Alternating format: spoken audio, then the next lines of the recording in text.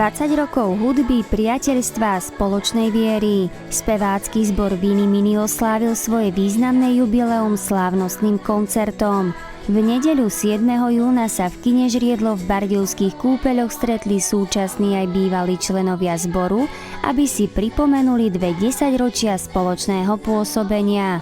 Program sa niesol v znamení vďačnosti, radosti a spomienok na bohatú hudobnú cestu. Bol taký boží nápad a on sa rozvinulo a funguje to už aj bezo mňa. Už som 13 rokov pred Bardejov a stále to funguje, takže je to dobré. Sú to neskutočné pocity vďačnosti.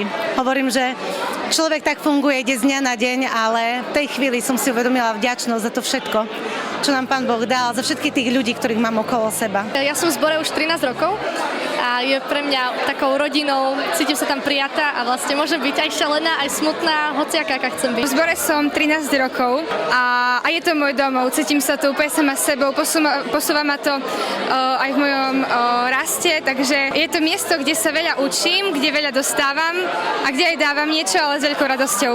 Začiatky zboru boli pritom veľmi skromné. Prvé skúšky prebiehali v kostole Svätej rodiny na sídlisku Vimbark a zbor tvorilo len 7 spevákov. Pri klavíri sedela Silvia Demská, na gitare ju sprevádzal jej manžel.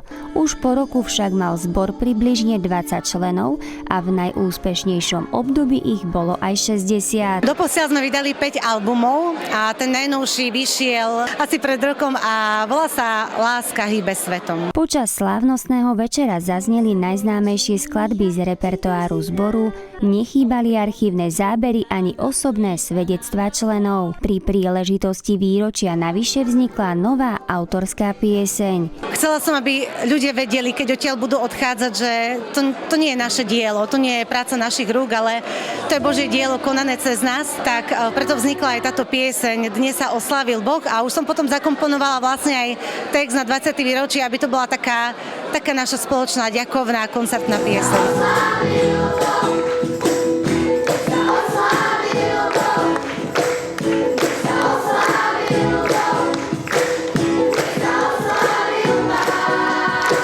Klobúk dole pred nimi, čo dokázali a čo vytvorili v tomto meste a v tom spoločenstve.